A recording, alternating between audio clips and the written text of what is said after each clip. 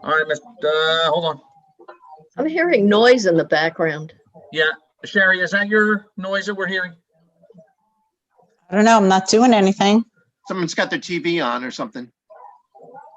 Let me just mute yourself for a second, Sherry. Let's see if it's yourself. Is it me? Yes, it is. These guys turn over the Wheel of Fortune or something. Yeah, right, then we'll we'd wait all till want she to comes. play. We'll wait till she comes back and then I'll start recording and then we Sure. can go. Sure. She couldn't hear. She had her headphones, earphones, and just she couldn't hear the noise in her own home. Right. We heard it clearly. There you go. All right, Chairman, see. whenever you're ready, go ahead. There. Okay, better? There you go. Yes. All right, very good. Let me give me the sign, Fred. You're all set. Go ahead. All right, thank you. Welcome everyone to the Hillsborough Township Historic Preservation Commission meeting for October 29th, 2020. This meeting is being conducted virtually. The public will be given an opportunity to participate remotely through the advertised Zoom link or optional phone number identified in the public meeting notice. Application documents have been made available at Civic Clerk in accordance with the public meeting notice. Applicants will be presenting remotely and will identify themselves before testifying. With that, let's stand for the salute to the flag. I pledge allegiance To To the flag of the United States of America and to and the to the republic republic for for which it stands, stands, one one nation, nation, under under God, God, indivisible, indivisible, with liberty liberty, and justice for all. Good. Okay. This meeting has been duly advertised according to Section 5 of the Open Public Meetings Act, Chapter 231, Public Law 1975, Sunshine Law.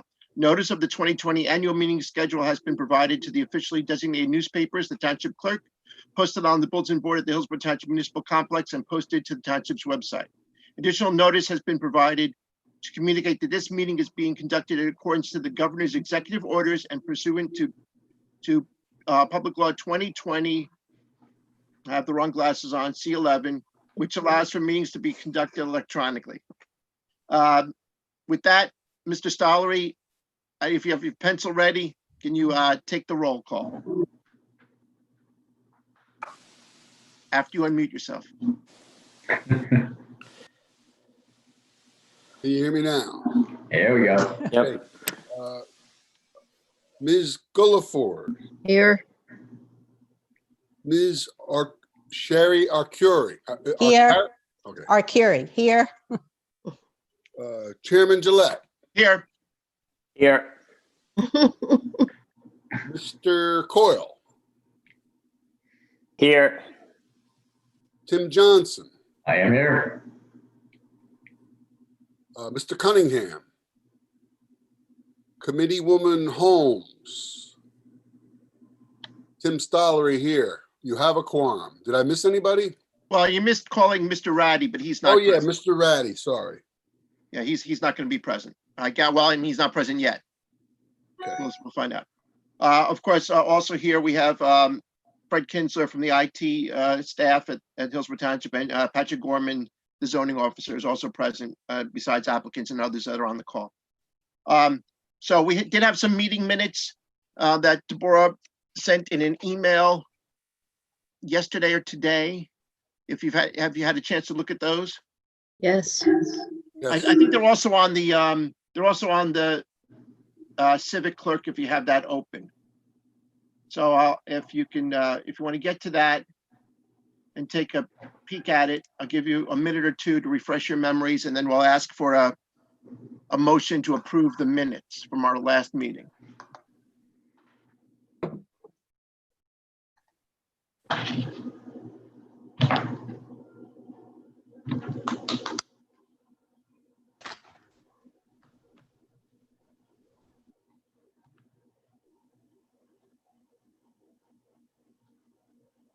Everybody's studying the minutes, I hope, if they haven't already. And when you're ready, someone make a motion. I haven't studied them and I don't want to try and go to my email because I'm afraid I'll lose everybody. Uh-oh. I'll abstain. Okay, all right. Well, you can always do that. I have looked at it. It's exactly what we talked about. Oh, well, then I remember all that. That's good. Mr. Chairman, I'd like to make a motion to accept the minutes as presented. Do I hear a second? Second, Any discussion besides Mr. Johnson? Okay, all in favor, say aye. Aye. Aye. Aye. Any opposed? Any abstentions? Yes. Mr. Johnson abstains. All right, so minutes pass. Do we have anyone for matters not on the agenda?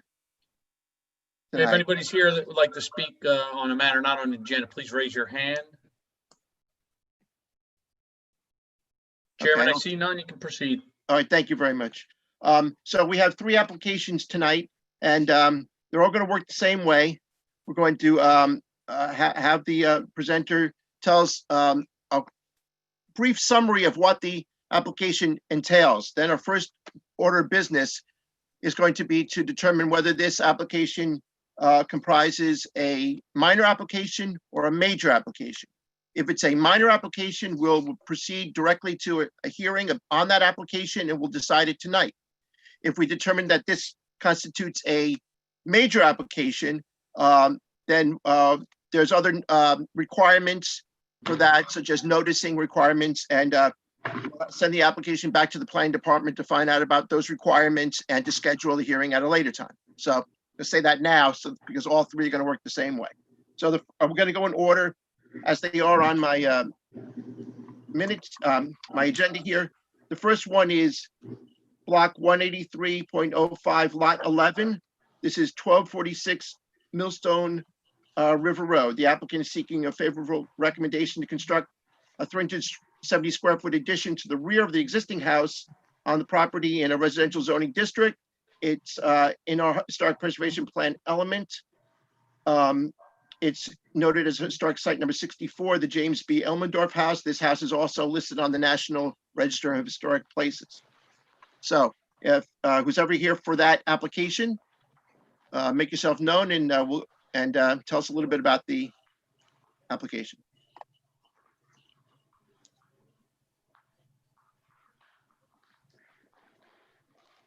Okay, Chairman, I don't see. Oh, maybe it's, let me see if it's just the door, Kirk. Hello, Ms. Kirk, are you there? Could you unmute yourself? Yes, we just unmuted. Thank you. Are you here for this application? We have Nicholas Petrock and Alexander Bowl. Are you all together? Yes, we are. Oh, okay, great. All right, super.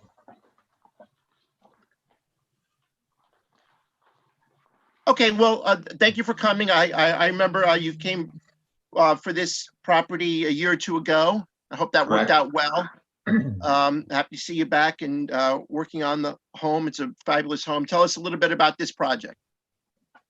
What we're proposing to do is to improve the kitchen family space in the home. The current kitchen is very dated, and the space that serves as the kitchen is both the kitchen, the eating area, the laundry room, and the rear entry area, all combined into one space. Obviously, it does not function well in terms of today's standards for a single-family home. In addition to that, that kitchen area has no opening to the rear yard, no windows and no doors, so it makes it very difficult to do any type of outdoor enjoyment of the yard space, which happens to be a very beautiful space on this property, but you don't get to see it from the kitchen, and you don't get to be able to easily service it to have a picnic or a barbecue or any of that such thing in the rear yard. So we want to improve that space, get the kitchen to service more as a kitchen space, and add a family space behind the kitchen that will give us windows and doors and access to the rear yard, so that the kitchen will have both a access to the rear yard and some communal space along with the family to enjoy on the back of the house. Mr. Bolt, I don't mean to interrupt. Do you want me to show the PDF that you guys have sent into the planning and zoning while you're speaking? Yes, please. Okay, sure. Thank you. We received plans also in our package, which came in the mail. But it's kind of neat to see it on the computer Yes. like that. Yep. I could fold up this big thing on my lap now. There we go. Get rid of that. All right. So this is going to be in the rear of the house, Yes. and it's 1 story. 1 story, yes. And what's the square footage of the space? 370 square feet. Okay.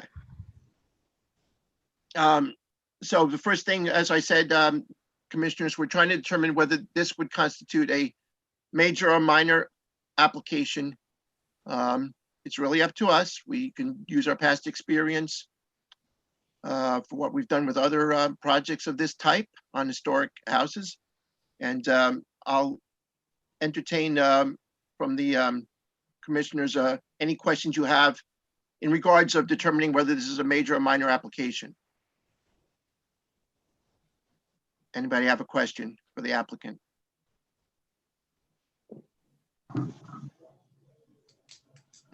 Did I cover all the three basic questions? Nobody has another one? Mr. Petrock, Yes. that's who I'm speaking to. This is Tim Coyle. Okay. The outside is going to match the exterior of the existing home now. That's correct. We're going to use all cedar clapboard and cedar roofing to match the existing property. Because I took a ride by the property today. It was pouring rain, and I didn't want to, go walk it up on your property. But I did note that it is in the back, and you're not going to see it from the road. It's in its entirety, and if you're going to be doing the same exterior, matching it up the same way. That's correct. I seem to think that it doesn't go into a major type of Application. application. Thank you. Yeah, so for some perspective, we have approved additions like this in the past as a minor application. It doesn't. I assume it does not involve any major demolition of the existing structure, except for a pass through that back wall. Correct. Correct. That's an important consideration. We have had additions that did involve demolition of a substantial part of the current structure, and those have been determined to be major applications. And so just for some perspective, any other commissioners? I agree, it's Tim Johnson, that with the size and proximity to the house and the alteration to the original house, I agree that this is a minor application. One question, Mr. Petrock, the windows that are being installed, those are all double hungs? Yeah, correct. What are they made of? Are They're wood windows, and they'll be made with true divided lights to match the existing home. I knew you'd do it that way. Thank you. I kind of had the feeling you would also. But yeah, that's going to be a good question when we get past to the second part, and we already covered it, so that's even better. Okay. Right, so, sorry, I didn't know the order. No, that's good. That's good, because now we're getting right into it. Because I don't think, do I hear any other comments from commissioners on whether this should be a major or minor, or any questions? Because if I don't hear any other questions, we're going to move right along, and I'll ask for a motion on a major or minor. Somebody can make a motion in a second. I make motion that it's a minor application. Tim Coyle, I will second that motion. Okay, so usually, I usually don't ask for public for this part, but we could, if there's public here that wants to comment on this aspect of it before we vote. Sure, if there's anybody from the public, I only see one other person on, and they're not raising their hand, Chairman, so. Yeah, so this, I usually don't ask for public, but I just thought, sure, what the heck. So I don't think, we need a roll call on this. All in favor of this being constituted as a minor application, say aye. Aye. Aye. Any opposed? Aye. Aye. Sherry's opposed. Abstentions? Okay, I'm so, not- so we'll go through as a minor application. That's approved. So we'll go right to the application now. I think we covered most of it, but other questions from commissioners on the project?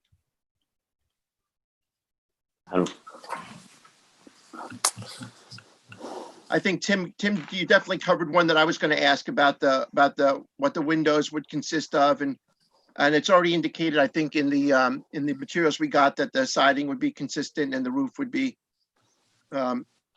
consistent with the rest of the house.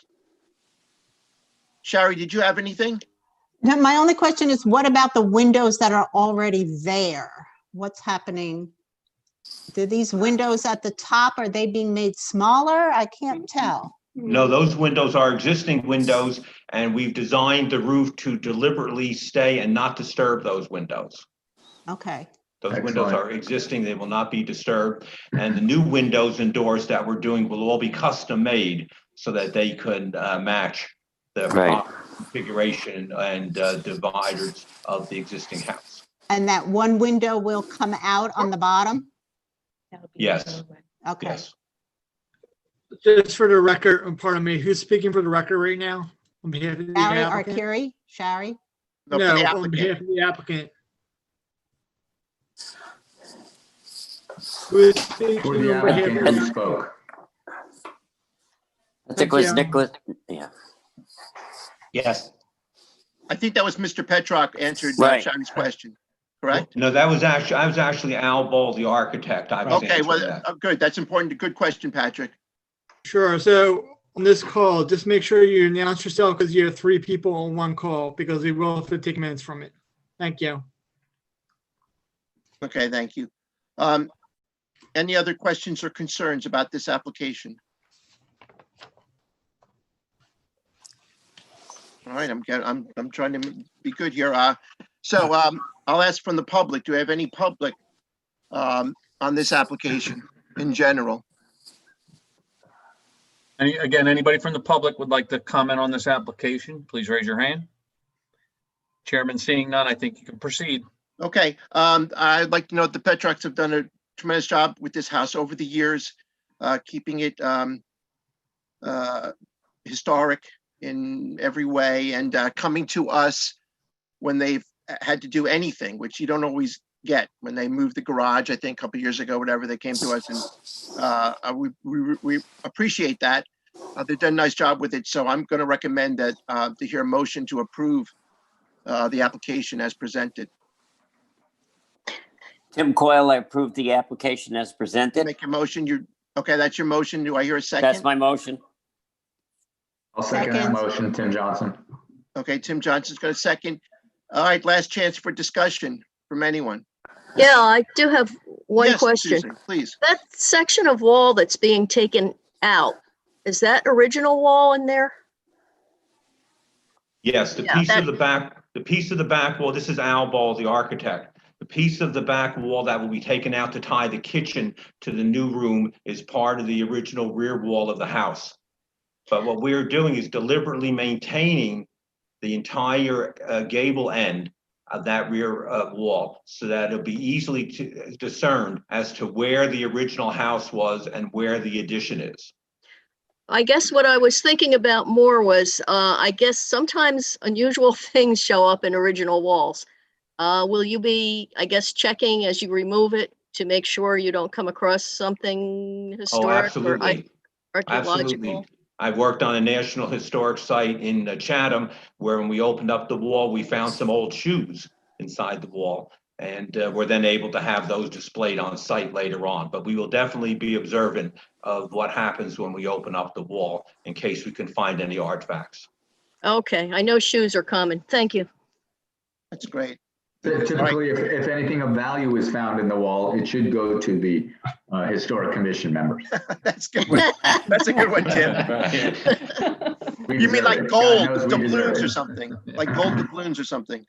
like that. Oh, now what, Mr. Chairman, we approved this No, we haven't application? approved that. I'm going to ask for a roll call. This was just discussion after the Okay. motions.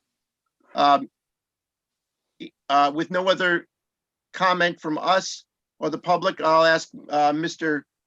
Stollery to call the roll on this. To approve the application as presented. Millstone 8, the Elmendorf house. Are you sure he's still awake? Yeah, he's there. He's got to unmute himself as usual. It's unusual to get him to do that, actually. There you There we go. go. How do you vote? There we go. All right, so this is a vote to approve the Application. The application of the the James B. application Elmendorf as a house. minor. Chairman, I'm gonna go in the order of the grid. Chairman Gillette, how do you vote? Yes. Mr. Stollery, yes. Ms. Arcuri, Yes.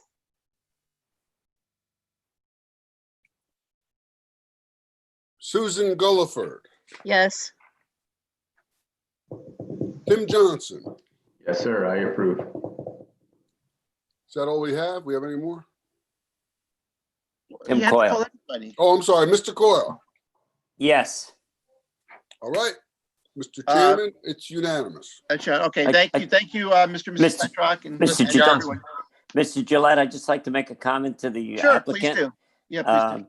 My first thought was that back wall would make a hell of a wall for showing outdoor movies on if they didn't want to go for the addition. But so be it.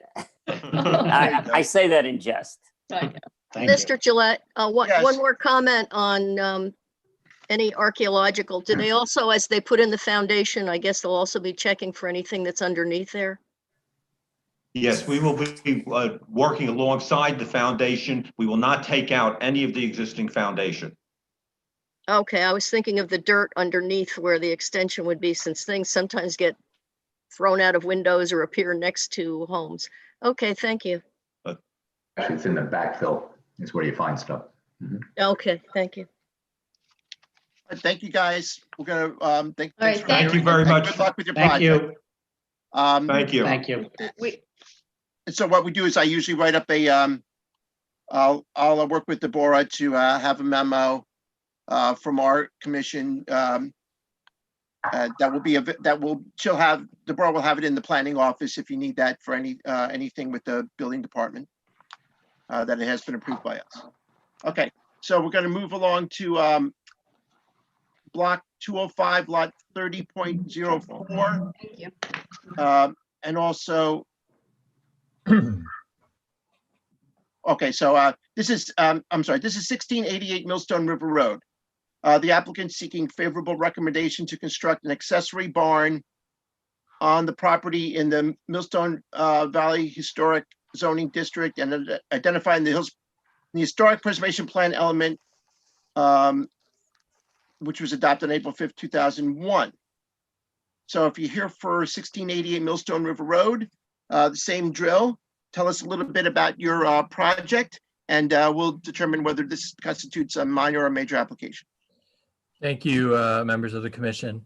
If we can bring, if he's still in there, if we could bring Jason into the virtual floor. He is there now. Great. So really what's happening here is Mr. and Mrs. Prasad recently bought 1688 Millstone River Road. They're looking to construct an accessory barn within the confines of the ordinance with no variances or other approvals necessary from that standpoint. We have the Prasads here with us tonight, as well as Jason, who helped with the specs for the barn, as well as putting together the PowerPoint presentation that we can show the board later on. Again, we believe this is a minor accessory structure, which is common in the historic district.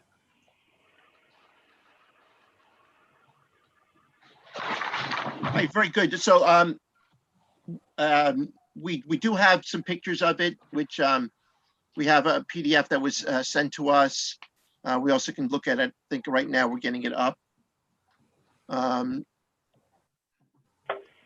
Property and, Yep.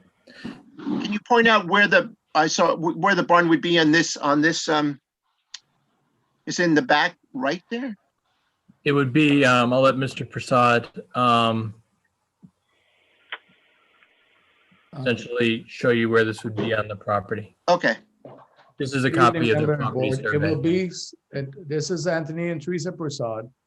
It will be to the left of that shed in the back. okay, I see. Very good. Any questions from commission members on whether this constitutes a major minor application?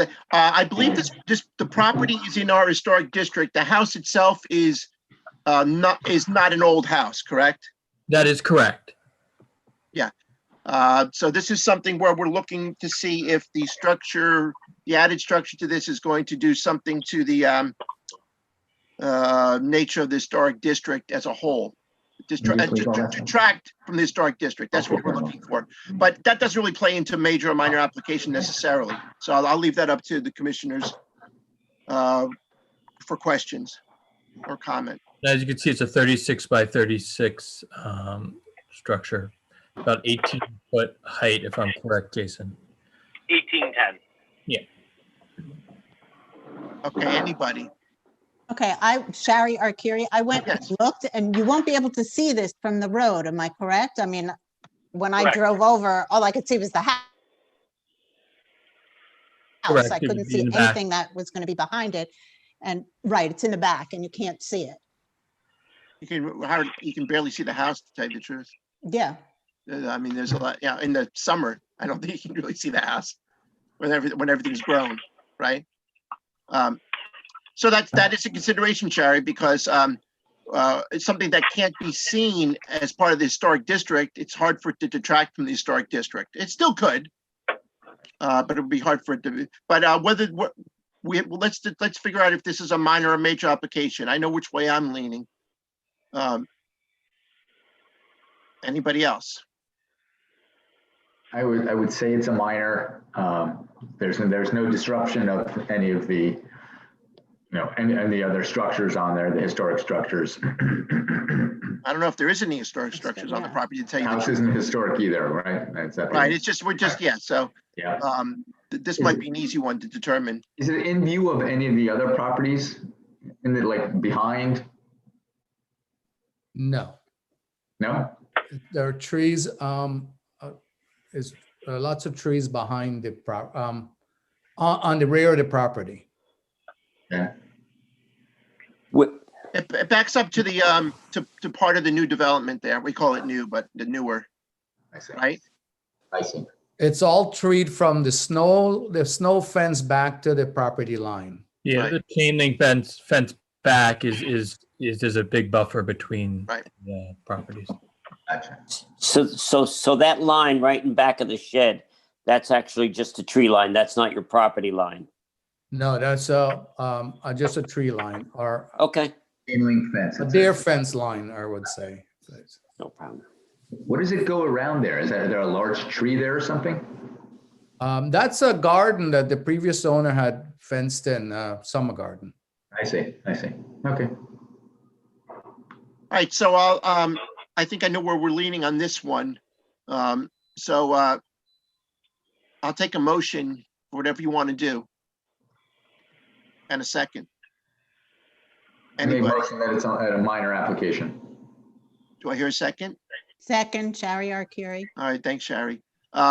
Any further discussion? All right, so let's, we'll just do, if you're in favor of this constituting a minor application, say aye. Aye. Aye. Aye. Any opposed? Aye. Any opposed? Any abstentions? All right, so we're gonna move right to a minor application. Okay, so we've heard a lot about it already.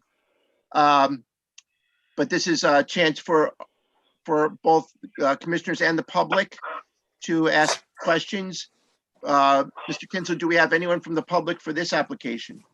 If you would like, we do have a PowerPoint to show what the structure might look like, if that's helpful to the commissioners. Oh, you know what? I've already been looking Absolutely. at it, so I have the feeling like I've seen it, but yeah, let's see it.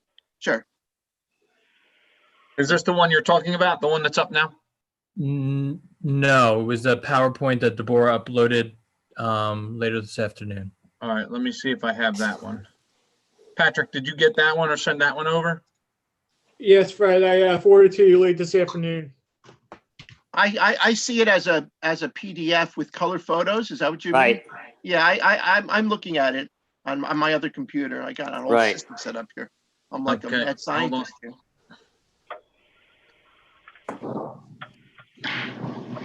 All right, let me share that one. I do have Yeah, that. That's the Fred. one we just talked about. Sorry, Patrick. No, it's okay. We did talk about that. There we go. Okay. Perfect. There we go. Oops. All right, and I'll turn it over to Jason to sort of explain the pictures. So basically, we started with this. Jason, we can hardly hear you. Is this any better? There you Yeah, go. that's better. Thank you. Okay. Let me put on video off. It's easier. So it's a 36 by 36 modular structure. It's actually going to come in 3 pieces. And it is all white pine board and batten siding. Just nice, simple, it's got that rustic feel to it. It's got all the knots in the wood. So if you scroll down, actually that's the view on the property. And if you see it'll be on the left side of that little shed that's already there. So and if you just keep going, there is the floor layout. There's actually 3 stalls in that barn. There is room for tractor storage, things like that. Just nice, simple, and sweet. There's a back set of stairs if you go down again. If you scroll it down. That's the front side of it. Keep going. There's a staircase up to the top. It's a loft storage, more for hay product and whatnot. Scroll down. There's the back side of it. It's got a nice staircase up. The top doors are usable. And basically that's the main structure of the barn. It's nice, simple, sweet architectural shingles. It's straightforward. It's we do a lot of these barns and they are just really nicely built. So although the home itself is not historic in nature, we wanted the barn, regardless of whether you could see it or not, to really fit within the community. So that's how it's being designed.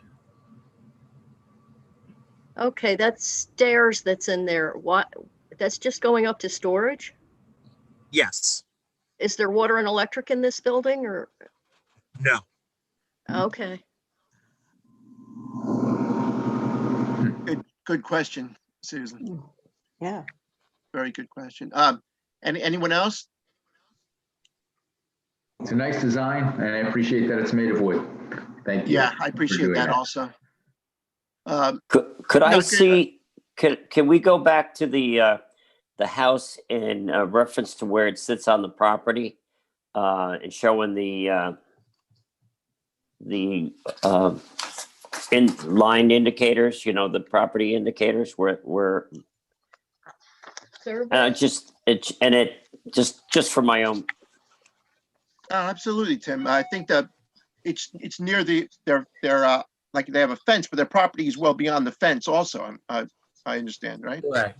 So here's that red shed, and it's going to be to the left side of that shed, and then there's the chain link fence, the deer fence, and then there's all those woods behind it that you saw in that picture, all those trees. So that's a natural buffer between the properties. Is there an opening on that fence that sits in between the frame garage and the split level home to get back to that, or is it all fenced off? There's a gate right to the left and immediately behind this shed. In the link fence back there, the deer fence, there's a gate. How about up by the where the two structures are now? Is there a fence that leads back there? Oh, there are, the dare fence ran from the frame garage to the right there, and it travels up, and it goes at an angle to the left, to the right of that shed, goes all the way back to the corner of the property, not corner, to halfway of the property, and then it comes back down, and it goes back to that shed, that's a pool there. Okay. I think Mr. Coyle is asking about breaks in the fence that are near the house. There's gates. There are double gate to the left of the shed by the pool. There's a 10-foot gate there, double 5-foot gate Okay. also. And now it doesn't have anything to do with this commission, because we're just looking at the structure itself. I think it's an excellent structure. I'm a fire official, so I review these plans for just in case type of situation. So you might want to run this by when you go, because you're going to need permits to get this application approved because of just the size. You might want to think about getting access from the driveway side to the shed. Oh, there is, Mr. Coyle, there is a double gate also between the garage and the structure right there. Excellent. That's all I need to know. You want just access to there, because just It's a wood barn, and that's what's going to happen eventually. Who knows? That's what the fireman is thinking. that That's what a fireman is thinking. It's not going to, that's what a fireman's thinking. Anything made of wood is eventually going to end up only one place. Right, so But we're only going to end up in one place too. There So. is access off the driveway and by the garage. Yeah, I'm just giving you a heads up to maybe just plan for that anyway. So, but as We don't far as need the structure, as the structure is concerned, from our perspective of the historical, I think it's an excellent structure. Thank you, and much you. appreciated. Thank you. Yeah, So, Tim, yeah. I was also looking at that as for emergency access, but I noticed on the left side of the survey, it says emergency access easement. Is that due to flooding on Millstone River Road, or, yeah, that? The home is not in a flood zone. No. Okay. It No, I like the actually- building. it I actually just, slopes upwards from the road to the house. Yeah, they're up. They're up. The river's down below on the other side of the. All right. So, any other questions? how tall is this building going to be? 18. 1810, I heard. Yep. 18 feet 10 inches. Okay, thank you. Any other questions? When we're done with questions, I'll take a motion either to approve or to deny the application. Oh, public. Do we already ask for public? We asked for public already. We didn't get any. I assume there's still none. That was for the minor and major, so I don't see anybody on the public other than I think our own planning board person, so we can Okay. open it up. If anybody has anything, raise their hand. Seeing none, you can proceed, Chairman. All right, thank you. So if we've heard all we need to hear, I'll take a motion. I'm ready to make a motion, Mr. Chairman, to approve this application as presented to the board. Do I hear a second? Historical Commission. I'll second Shari Arcuri. Okay, thank you, Shari. Further discussion, I don't see any. I think we've talked this one out. So Mr. Coyle, Mr. Stollery, excuse me, too many Tims here. Mr. Too many Stollery, Tims. if you're ready to jump in there and give us a roll call on this one. All right, Mr. Chairman Gillette, Yes.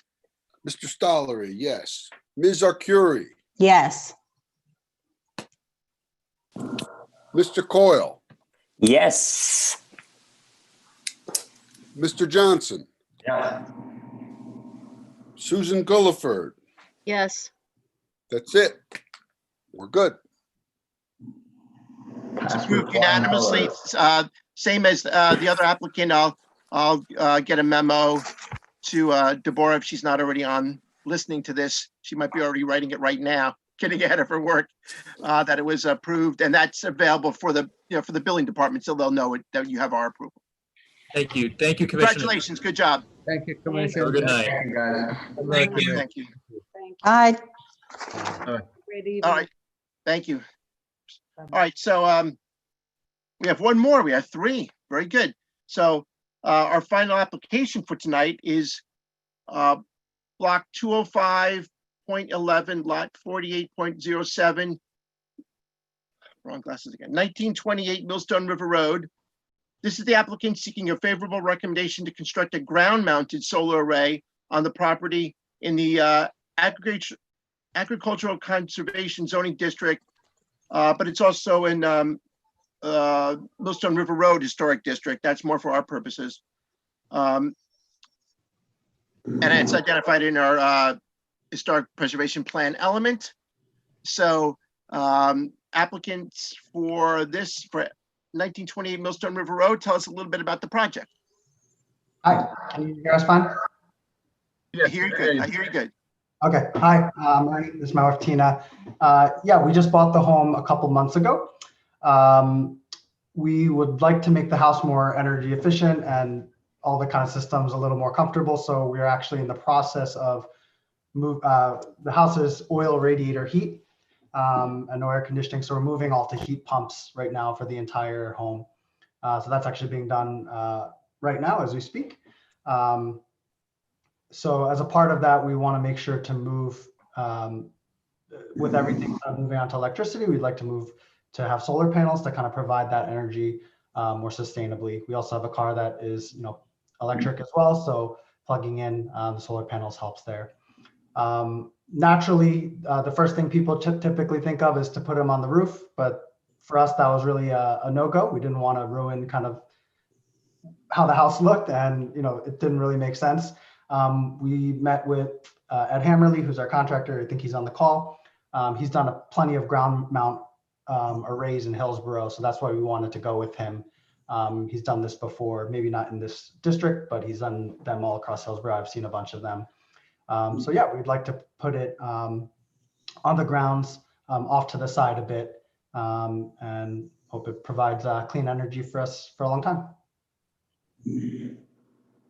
Thank you. So I think we're going to have some questions before we determine whether this is a minor or major application.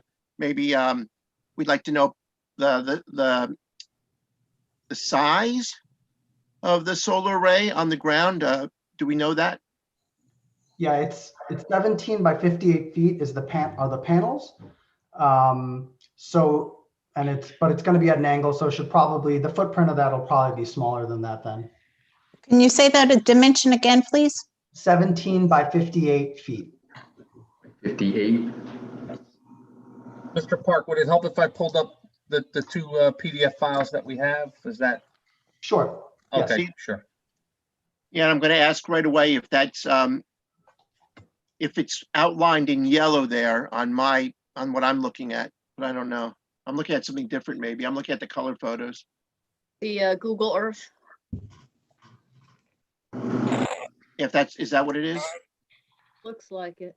There's two color photos. One is like from Google Earth and one is from the Millstone River Road. Yeah, so that was just trying to show roughly where it's going to be. Okay, so on the lower picture there, well, we can actually see it on both pictures. We can sort of see it there on the lower picture. We can kind of see the size of the solar array compared to the property. And is that all of your property all the way to Amsterdam Drive? Yeah, it is. The only part that's not is that little triangle to the right. You see that other structure? That's my neighbor. But otherwise, it's pretty much that entire triangle. Okay. The back is where the vineyard used to be, right? Still there. Oh, I guess they had some problems. Had a few problems. Right. I remember that. And then just so before. What's the acreage on the property? What's the total acreage? 12 and a half. 12 and a half. Okay. And it actually might be going up. Actually, Patrick may know a little more, but that may be going. We may be actually getting a little more of it in the corner, which is actually considered part of Hillsborough. If you scroll, I don't know if it's in this picture. It's at basically the corner of Amsterdam and River. Yeah, so under that line. But that might actually be ours. So we're figuring that out. But 12 and a half officially right now. Cool. Congratulations on purchasing that property also. I've only seen it from the road, but it's beautiful. Thank you. The so before, this is just for historic notes, like, because I'm always making them, that before Amsterdam Drive went in, Hillsborough Road itself went right past the property on the other side of, so it was really you kind of sort of still see where the road was, where Hillsborough Road was on the north side of the property. Yep. And then it was all aligned for it, so Hillsborough Road would come to a T where Amsterdam Road cut in. So that's good. So all right, so it's a solar array. We've done these before on properties with historic structures. It's a lot has to do with how big it's going to be in relation to the structure, or how close it is to the house, things like that. So we have to figure out whether this is going to be a minor or a major application. So questions on that from commissioners? Is this is this sized just for the house? This is like the size you need just for the house. It's not to sell back or anything? No, and we're not even allowed to do that, even if we wanted to. So, and we had to get it stamped specifically for the energy needs of the house.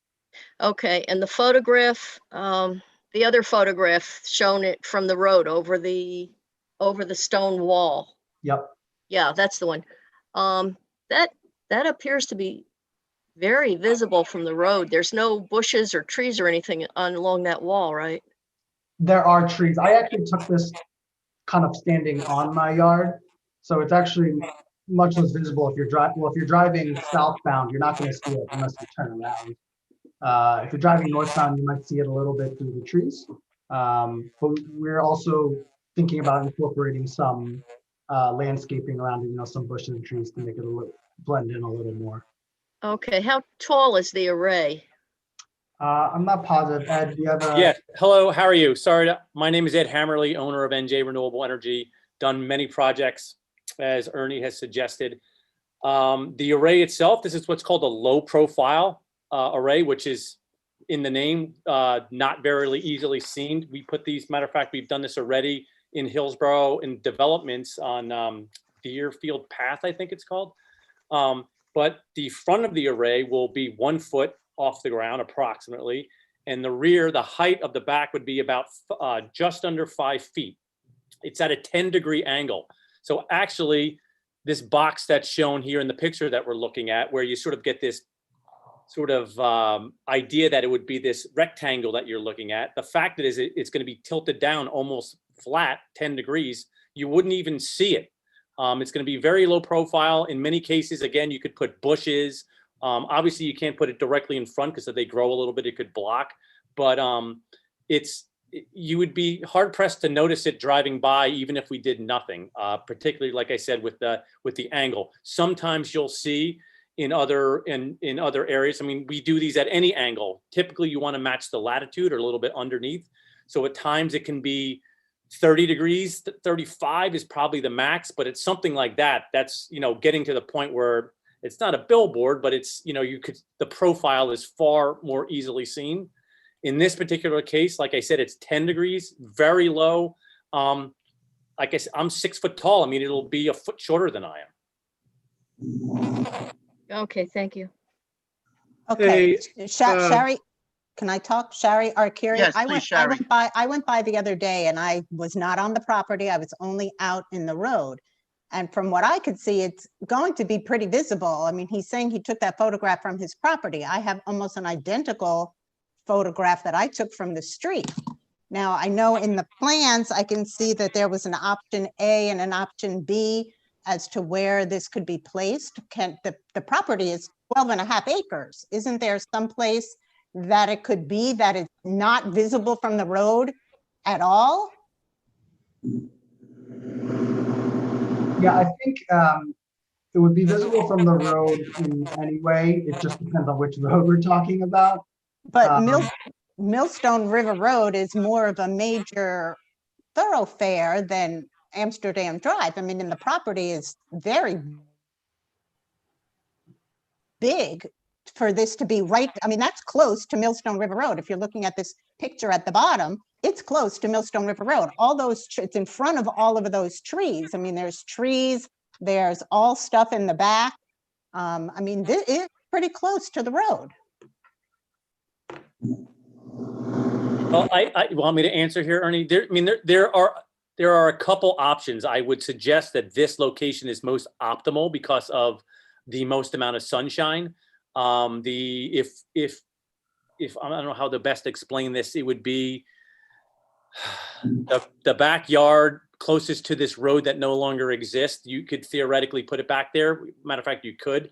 It's not as optimal because of some of the tallest trees in the backyard would shade. But on the other hand, like I said to you, with an array it's 4 feet, 11 inches high, you could put a row of some reasonably small trees, either close to the roadway or at some reasonable distance to the array. And I think it would be unnoticeable. I know the setback requirement there, forgive me, because I know this can be a little complicated. The front setback is up. Again, I don't know. I guess you just sort of answered that question. You know, you look at this lot and you say, well, which is the front? It has 3 roads. The house faces a particular direction. But the setback requirement is 120 feet, and we're well past that distance. So personally, optimal location would be there to basically be a net zero house. Look, I'm extremely passionate about sustainability. I live in a net zero house myself, and that's what Ernie is trying to accomplish here. Obviously, he bought this old house, but in the world that we live in nowadays with climate change and so forth, where he's doing his best to try to make the world a better place. And of course, we understand what you're trying to accomplish here and can completely understand. But I think we can, if the front would be most optimal, and I think with a couple well-placed bushes or small trees, however you want to call it, you could make this where you're driving by and it's not very obvious. I have a question. So Sure. your neighbor that's right on Millstone River Road to the, I guess to the east of your house, this isn't going. They're not going to see this at all, I would assume. I think if they're peering from the road, they might be able to see it, or maybe through some trees. When they're enjoying their home or whatever, they're not going to look out their backyard and see a big solar array because it's closer. Wouldn't it almost be closer to them than you? Hey, Greg. Yeah. It's Pat Gorman. I think I can help out a little bit with this to push this along. Sure. Solar arrays do require a buffering requirement. Typically, we work with the contractor or the homeowner when they're getting ready to get done before they get their final CO or certificate of approval from the building department to make sure that there's adequate buffering or adequate buffering of the visual view of the solar panels from either the street or neighboring properties. So it would be included if you want additional buffering along Millstone River Road. Would the applicant be open to that? Well, Patrick, what I'm trying to determine is whether this would be a minor or a major application. I'd like it to be a minor application and dispense with it tonight, unless I had an inkling that neighbor, that it's going to be right in his backyard and he ought to be noticed and come back for a major application. But if it's not close to him and it's not going to matter, then I think we could do this tonight. That's what I'm getting at. Okay. I'd like to know if other commissioners had a thought on that. Yeah, for whatever it's worth, my neighbor knows about all these plans. Okay, that's good. He's a general contractor in Hillsborough. He probably knows some of you. So he's great and he's in favor of whatever I want to do. So. Well, look, like it's sort of, look, you have a big yard there, but it's sort of equidistant between the two houses. And so whatever you're doing, it's sort of his, it's not his, but I mean, it's his, if he didn't have a lot of trees around his house, he'd be looking at the same thing that you are from your house. So we'd have to take that into consideration just for this. As far as for the main consideration, though, aside from that, is whether we think that a solar array of this type on this property in this area is going to detract from the historic district. I like the fact that it's going to be at a 10-degree angle. So these things aren't going to be at like a 45-degree angle where you're going to be looking at these massive solar panels. When you look at them at eye level, you're not going to see much of anything. If you're 5 feet 10 inches tall, you're going to see almost nothing. Right. You see a line because they're basically flat. They'll be flat. We're doing these. This is my most popular and most common array right now because even we do these even in developments because they're not that noticeable. Like I said, it's shorter than a human being standing. The thing I'm looking at though is I've always loved the look of that house, the historic look. And I'm thinking as you're looking at the historic home from Millstone River Road, I wanted to make sure it wasn't going to feel like it was intruding on the historic nature of the area. I guess it's far enough over to the right that it wouldn't really be that obstructive. Yeah, if you look at the home from directly above, so, you know, a little bit to the right of my driveway in this satellite picture and look straight ahead, you'll see it kind of on the periphery on your right side, but you see the whole front of the house without the solar panel. So that's the nice part, that it's kind of off to the side, you know, however many feet over there. We didn't want it directly. This is the backyard of this house where this. No, it's the, no. No. It's like the side-ish. It's not, it's the front yard. Yeah. It's the front and the side. It's not the back. Well, you don't consider that to be the back of your home? I'm confused. It's not a front yard. It's Where's the front of the house on this map? It's facing east. No, show me so the the front front. is Don't show facing, me so what I it's stand facing. Show me corrected. the front. Show me the front. I stand corrected then. Isn't the front, The right side. it's on the right side. It's in the front yard of the house, the front side yard of the house. It's not the back at all. I stand corrected then because I thought historically the other side of the west side of the house was the front. So Shari, I bow to your I'm pretty sure. powers of perception. I mean, yeah. I'm pretty sure that's the front. When you go up the driveway, Yep, it's the front side. Yeah. Okay. it's the front. So I stand corrected. It is the, but from Patrick's perspective, that's not the front, right, Patrick? side yard. Correct. It could be in front or side. What's the not front, distance? rear or side. What's the distance of the array from the house? Ed, do you have that number? How long it's going to be? I would say it's at least, we did do a general measurement. First of all, if you could be so kind, I think it might be a little easier for you to understand too. Can you put the actual drawing up? That yellow box, although it could fall within the general area of where we wanted to put the array, this is actually not at the setback set. We could actually go back several 25, 35 feet further back. We're falling within the legal setback requirements, which is over 120 feet in the front and 50 feet on the side. So if you go to the top, I think, yeah, all right, perfect. I just saw, you see this double, go to the next page down. Okay, so we're talking about the box to the right, okay? So you're gonna see the panels. There's two there, obviously. The one option we mentioned before is not optimal. The one on the right is, which is in the side of the front house. But you see that dashed line?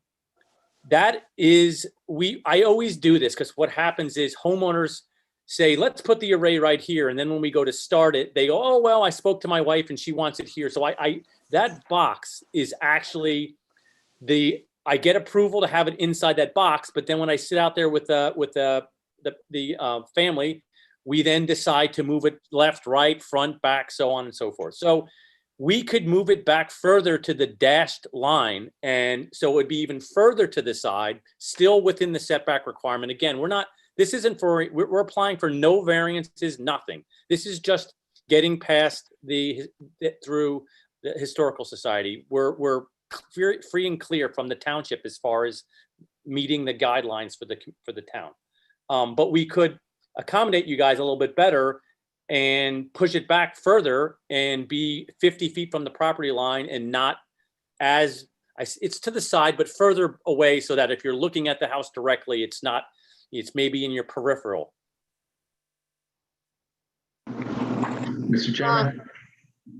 We still have to decide whether this is a major or minor, Yes, right? yes, we do. I make motion that it's a minor for starters. I would second. Look,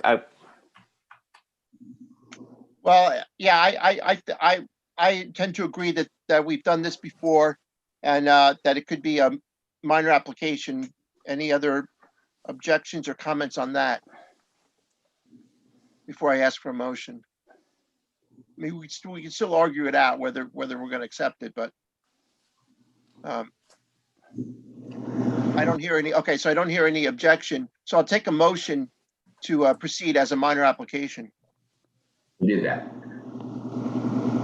I made a motion. Do I hear a second? I seconded Tim Coyle. Okay, Tim Johnson and Tim Coyle.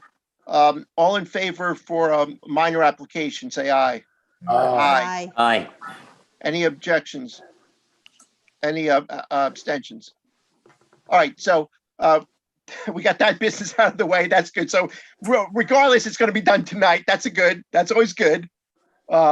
So I know that there's a big ground solar array at a house on East Mountain Road. Right. Right, Patrick? You're familiar with the house, right, Patrick?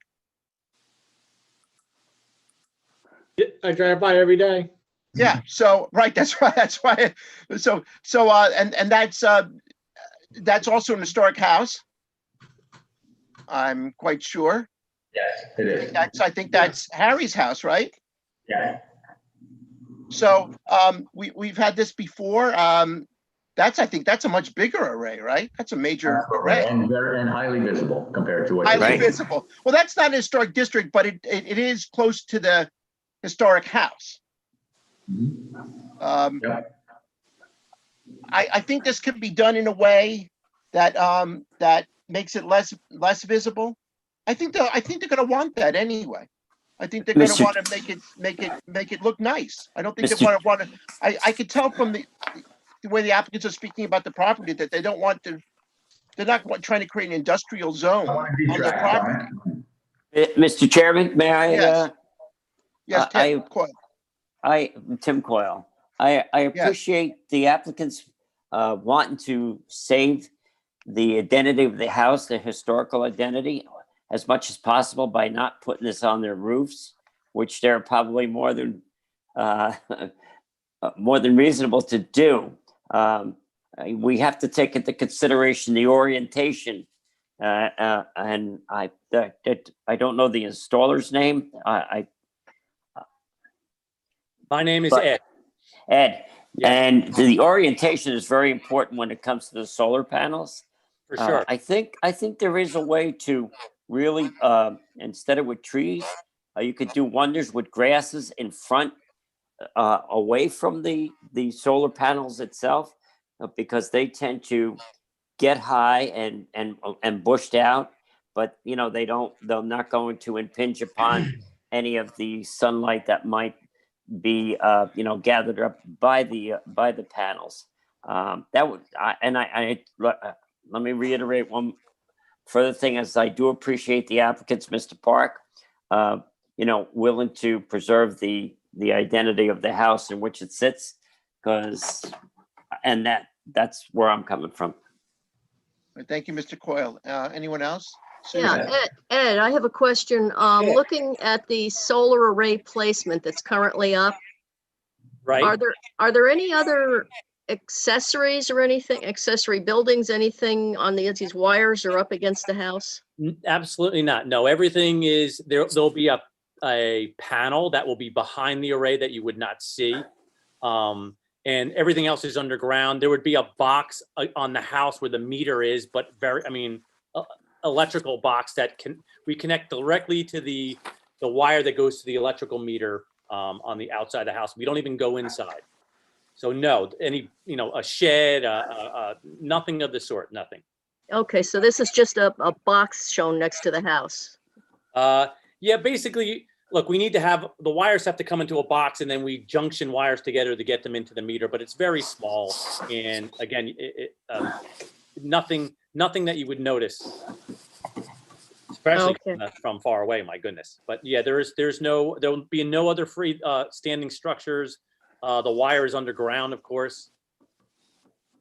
Okay. Actually, one thing too, sometimes there's inverters, right? I don't know how much everyone knows here about solar, but a lot of times you have, well, every solar job has an inverter, but we are using micro inverter technology, which means that these little boxes, instead of having one or two large boxes on the side of the house, instead every panel has their own micro inverter. So there's no need for that. It's safer. It's more efficient.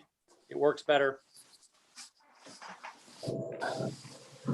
Thank you, Susan. Anyone else? Yes. Tim Johnson. I'd like to, I agree with Mr. Coyle. I appreciate the homeowners' appreciation of their house, as well as to trying to make it as energy efficient and as sustainable as possible.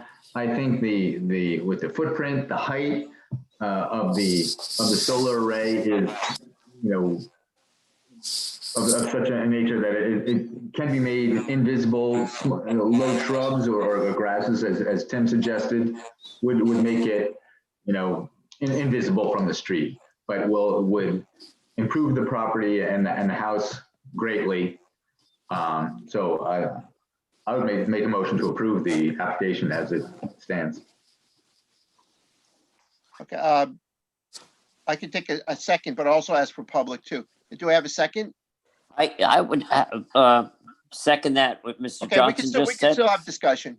And just put the verbiage in there that the grasses or some type of Buffer coverage, because when I went by this afternoon as well, I think I shared Sherry's first impression. You can see it from the driveway. So the first thing that came to my mind is, the grasses that really, really work well and preserve it, and covering any maladies that these solar panels might provide.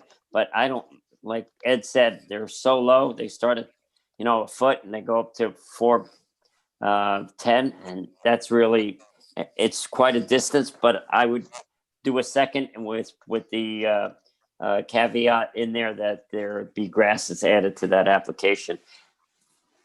Okay, I have another question kind Yes, of like Sherry. too. Yes.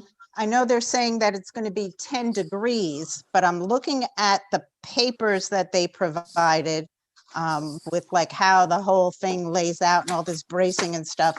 That does not look like 10 degrees to me. And then my second question is, are they adjustable? When you put it in 10 degrees, but is it adjustable so that they'll be increasing the angle of the panels?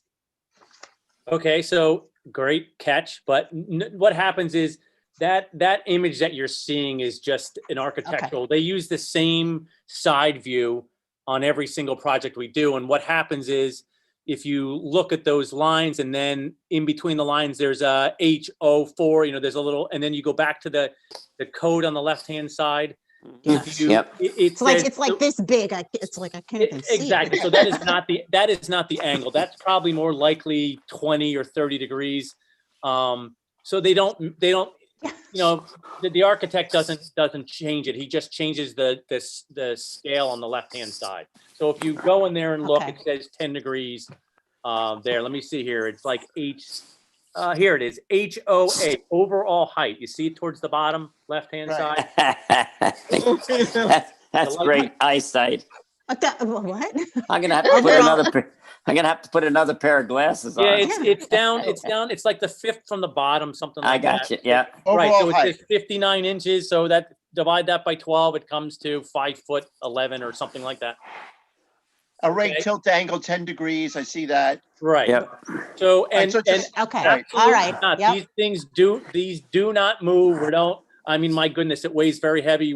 There will be no playing games or altering it, or it's a fixed system, stays at 10 degrees, will not be, you won't drive by there. You And won't then, drive yeah, by they're gonna 6 be like- months later and see it 20 feet high, not happening. Okay, All right, okay. good. All right, at this, so we have a motion and a second, but we didn't ask for public, so Mr. Kinsler, is there any public for this? There's only one person on and I don't think they're talking. And if you'd like to raise your hand, it's the same person. So she's hopefully right. writing notes for you for later. Yeah, that's good. All right, I have an idea who that might be. All right, Yeah. that's good. I have one more thing before we ask for roll call. This is a question for not the applicant, but for us, for Tim or Tim. I guess just Tim or Tim. Tim Johnson and Tim Stoller. Did either of you survey this property in 2009, 2010? Because I didn't go to it. I don't know that anybody did. Nope, I did not. I would remember if I did. Nope. Yes, I did not either. Like I said, I'd like to see the property, but I've only seen it from the road. So the property is noted in our HPPE, so that's good. It's noted as part of this district, but I don't believe it's individually notated, and that's something that we need to look into for the future, because and I just, right before the meeting, when I was scrambling around, you might have saw me on camera scrambling back and forth. I was going to the county's notes that they did back in the 80s and 90s, and they didn't note the property either. So, that I could find. So it's something we could think about in the future, making sure it's part of our just that we noted as an individual property owner. Listed. Yeah. We're all aware of it, but then when you look it up, it's not there except as part of the district. All right, Tim Coyle. Yeah, I remember when I first joined the firehouse, which was 29 years ago, that this property was owned by George Lastak. He was a member of our firehouse, and he mentioned that he was in a historical area. But that I wasn't involved with this back then, but I just remember him mentioning that to us, that where he lived, he owned the house before, I don't know, the Parks did, and probably subsequently other owners have owned it also. But he used to talk about his historical building, a historical house. Right. Well, anything that, as I always say, anything that's going to make a house more livable. We need these houses to be lived in and to be loved. That sounds corny, right? But that's what we need. If this makes this house more loved, then I'm going to be for it. So we have a motion in a second. What can I do? Anybody else? Susan? Yeah, before that motion goes in, the motion is as well. Looking at the two placements. I don't know where that was. The motion is to have it where they originally mentioned it, and not to the offer that I think it was Ed said it could be moved backward in that box. But we're just the motion is for where it is, right? They wanted to the east of those two options, right? The one that he's circling. Okay, and not further back in the box, the allowed box that Ed mentioned. Well, we could talk about that right now. If we want to put a condition on it to move it as far back as practical in that box, we can, and that's kind of open-ended. I mean, we can't, I don't have, from our perspective, we can't really make. I think that's a zoning issue, and I think that involves with the setback and the property line. No, so I think that the applicant, Tim, the applicant said that anywhere within that box would be satisfied the zoning. Okay. He leaves that box so that the homeowner can make a final placement for aesthetic reasons. Right. They've got to live with it. Right, they have to live with it. Okay. As far as, do we want to make any condition on landscaping? That what I had mentioned, Mr. Chairman, that they must put some type of grasses or something to at least partially hide, because they do get big, those grasses. So. Well, yeah, I think we have to leave that to the applicant. Right. What they And want I to believe do. the parks would do what's best. We could just word it as landscaping as appropriate to diminish the Mhm. Diminish, is that The, the o- right word? the Visibility. overall Visual impact, detraction or something. Right, right, the overall visual impact to the property. right. There you go. Landscaping as Nice. practical. Right. To No, I actually think the it's a overall great, impact. I actually think it's a great idea. It's cost effective.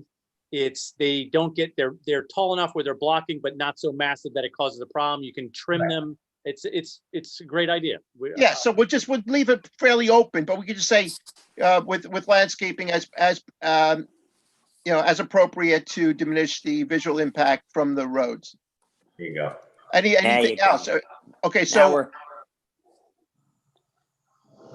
I'm asking Commissioner, anything else? Nobody else is raising their hands or anything? All right, so, very good. We already asked the public. There's no one here, so Mr. Stollery, you wake up? There you go. There you go. He's off the couch. Sure, he was nodding, but he was listening.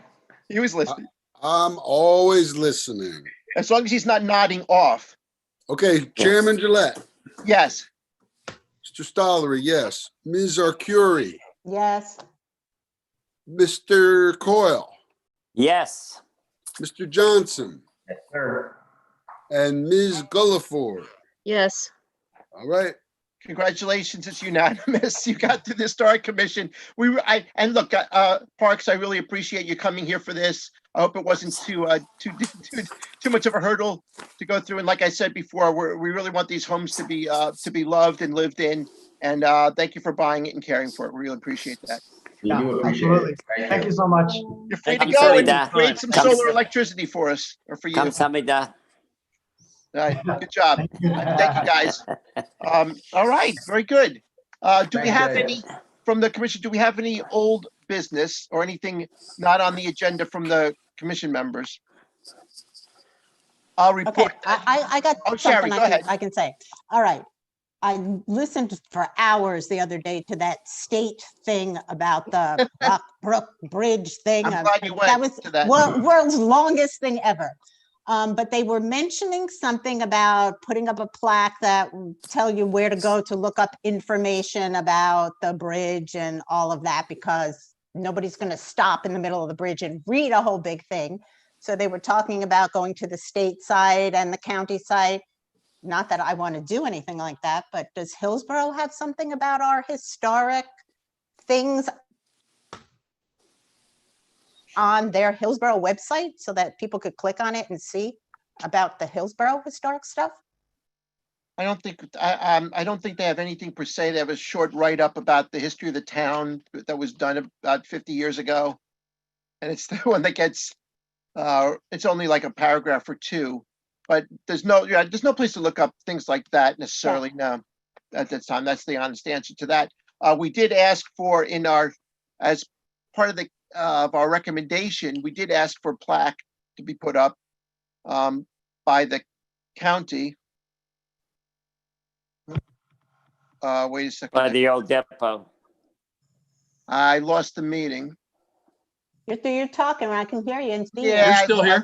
I completely lost it though. Sometimes it goes behind what else you have there. open. Yeah, what the heck? Before Alright, so we if lose you- it, So you can, as long as you can hear me, that's fine. We can see you too. You can hear me and see me, but I've totally, totally lost it. Zoom brought up an ad or something and it won't go away. But all right, a little disconcerting, but I'll just continue. All right, so we did ask for the plaques to be put up. We'll see what happens with that.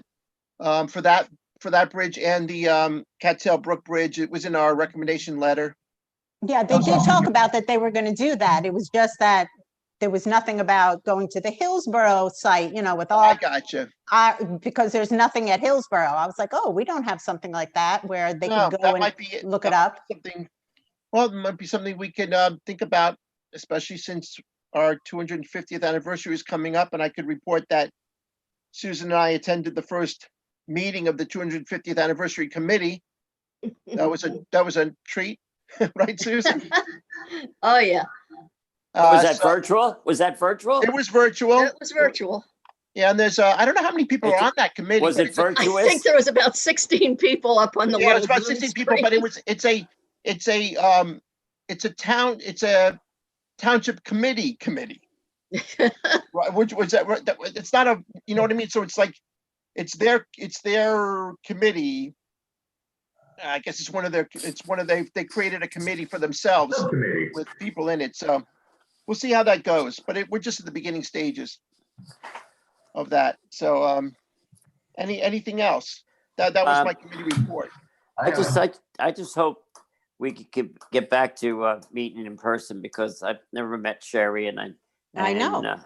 and it's really important to. There's all these Tims. It's like Tim. I'm like, huh? Yeah, we got a lot of Tims. Tims are taking over. Yeah. I've known Susan for how long? 20 some God, years Since I the worked for the firehouse. police department. Yep. So, Tim Johnson. Sir.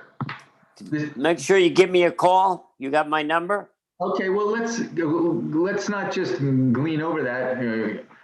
Yeah, that's my next subject. So go ahead, The Tim. Jim Brady house. It's a Let's shame. go for it. The Diamond Jim certainly Brady is. house. It's a shame that happened. We should make mention of that. Absolutely. I was saving it for right now, so you're at the perfect time. Go.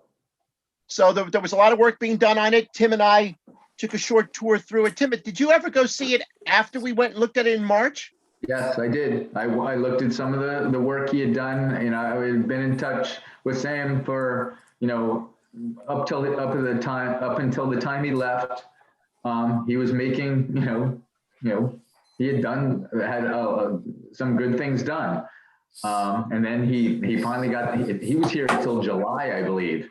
Okay. He couldn't get back to Switzerland till then, and he finally got the opportunity, and he went, and that's where he is now, and who knows whether he'll ever come back now. But yeah, I assume the whole thing is still under investigation, but it sat for a long time vacant, and now it is not. And things were starting to happen with it. Now this happened, so I don't know what. It was vacant for a time, but not for years and years. I mean, that family was living there. Yeah, they just weren't doing anything to it. There was no upkeep of it at all. It was pretty rough. Okay. And then it was vacant for a time, and I'm certainly glad that he bought it. And we met him when he came to a meeting last year, right? Yeah. Yes. And he was interested in it. And like I said, when I went through it, he had a lot of plans, and he seemed very excited about it. And I monitored. I drove past it and stopped quite a bit. I didn't go inside anymore after that time, but I was monitoring the work on it, and I was glad to see work was continuing. And then I don't know, did work stop, Tim, in July when he went back? Did work stop for a time? Yeah, I would say, and I would have given him that advice, is you can't let people just work, if you're in another country. And so, yeah, they had done a good portion of the roof to stop the leaking, and some painting, stripping and painting had got done. But as far as I know, the work had stopped. But I didn't, continue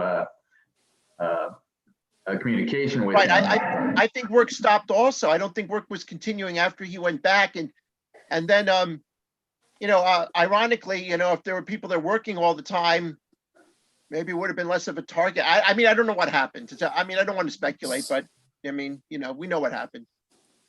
Right. I mean, You said we know what happened, or we don't? Well, know? I mean, no, but I could surmise that I don't know. What's your speculation? That I don't think we should speculate. no, okay, I'm not going to speculate. I'm not going to speculate. record. It could have been hit by lightning, or anything could have happened. I don't know. Not that night. Anyway, Right. I did When did the fire start? As you know, I am on the Somerset County Arson Task Force. Right. And I asked about that on Tuesday, and I'd just rather just say that it's still under investigation. That's how I put it. And you know what? Things will come out when it comes out. I don't want to. I know, I got some questions about it. I'd rather not be the one to spill the beans or say anything, because, there's some there's some people out there that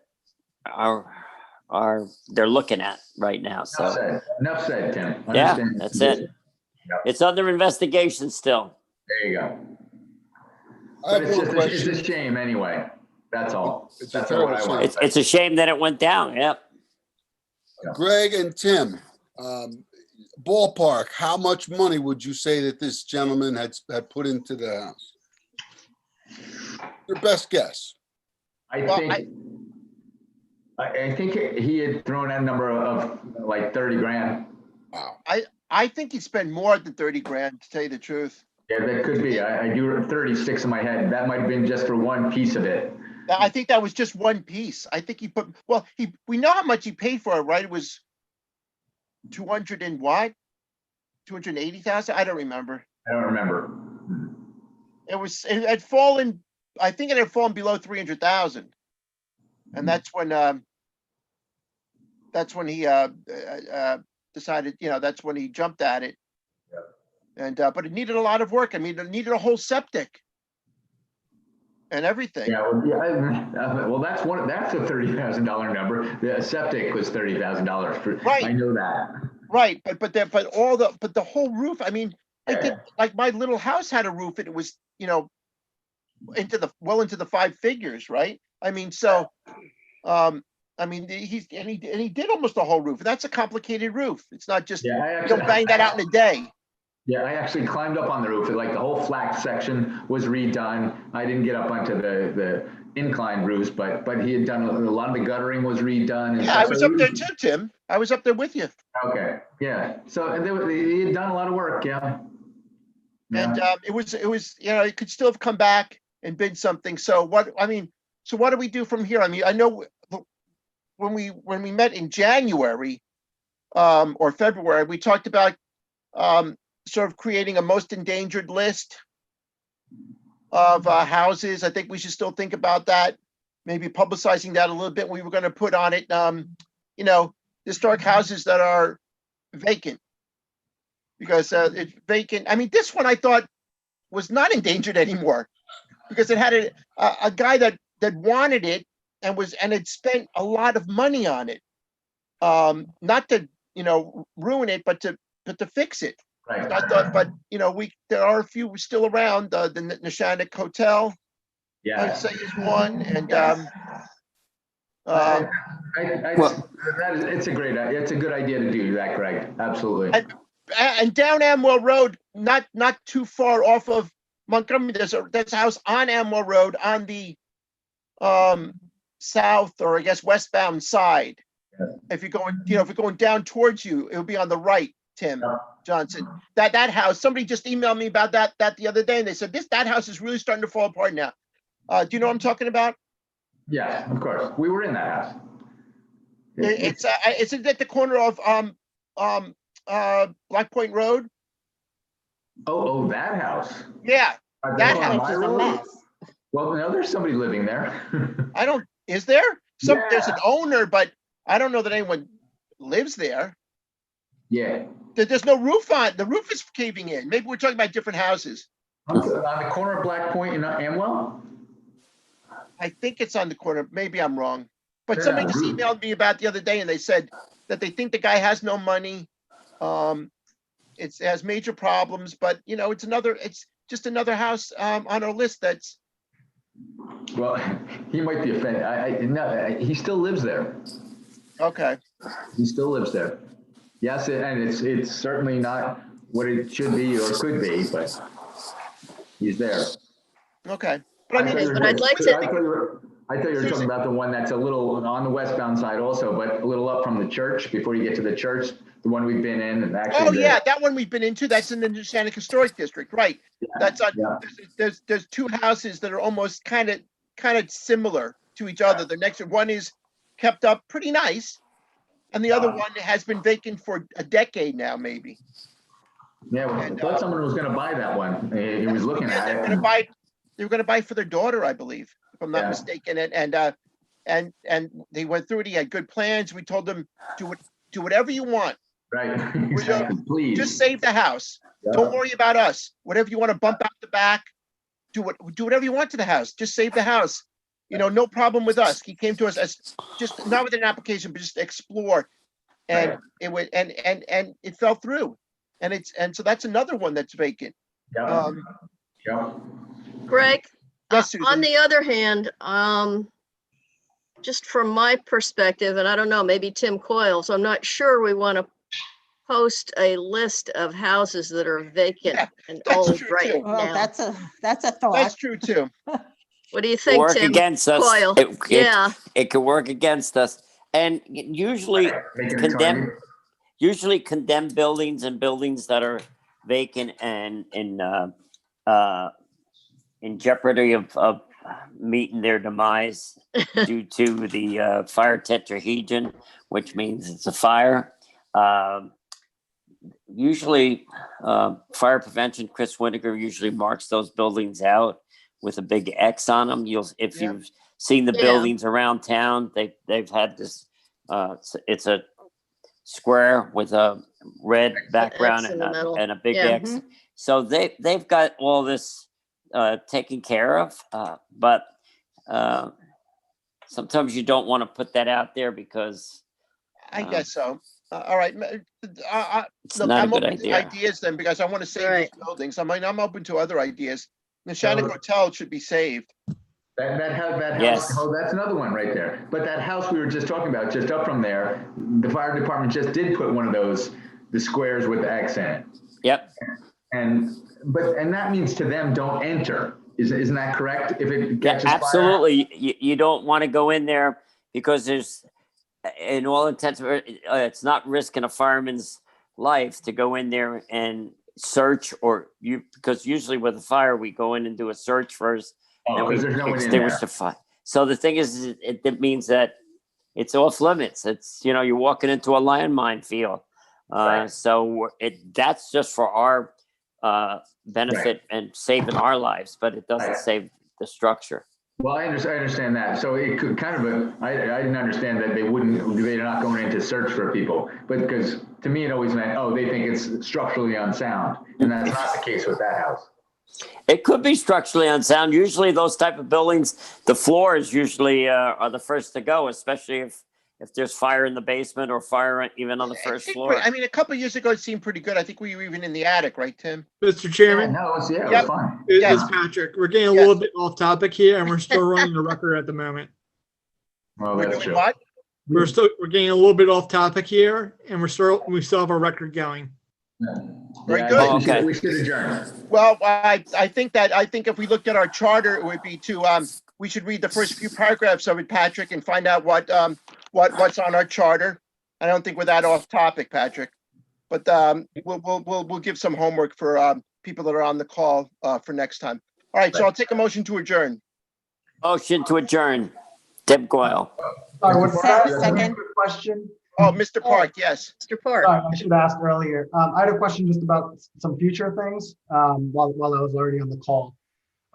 We have a couple sheds on the property that are in pretty bad shape. So some of them are unsafe. So it's got like a metal roof that's kind of falling off. The door's falling off of them. We'd like to either replace or repair them at some point. I assume, is that something that I should be bringing to the commission before doing that? Well, you'll have to file Come to us with plans or what you want to do. Whether you want to, if you want to have them repaired or restored, come to it with a plan or the opposite if you wanted to, demolish it. But that'll be, if it's a historic structure, that'll be a tougher one. Okay, yeah, I just wanted to kind of get a gauge because this one shed, like parts of the roof are missing. It kind of flew off in the last storm and there's literally no door on the front now. Is it so I didn't an know old how structure? Sorry, Is it an old structure? Would you say it's an old structure, the frame? I think he said metal. It's wood, but it's got corrugated steel on the outside. So I don't know. That's not. That's okay. Hey, Ernie, it's Pat Gorman. If you don't mind, if you can send me some pictures, and then I'll be happy to share with the chairman or Mr. Johnson or Mr. Coyle to give a little perspective. If it's not particularly old structure, and all you want to do is take it down, and if it does require a demolition permit to do that, I can sign that even if it is a historic property, which yours is, I can sign that in between meetings. I can just sign off on that, and that can, I've done that before, that can be done. If you're going to create something new or fix something old, you probably have to come back to us for that. Okay, sounds good. Yeah, I don't have any concrete plans right now. I just wanted to know how to think about it in the future. So I'll take some pictures and I'll email them over to Patrick and you, and can go from there. I think that sounds like a good plan. Okay, Very good. thank you. Thank We have a motion and a second to adjourn, and anything else? Okay, so all in favor? Aye. Aye. Good night, Patrick. Abstentions? Okay, see you guys next time. Good night. Thank Thanks, you. guys. Good night. Bye. Have a good night.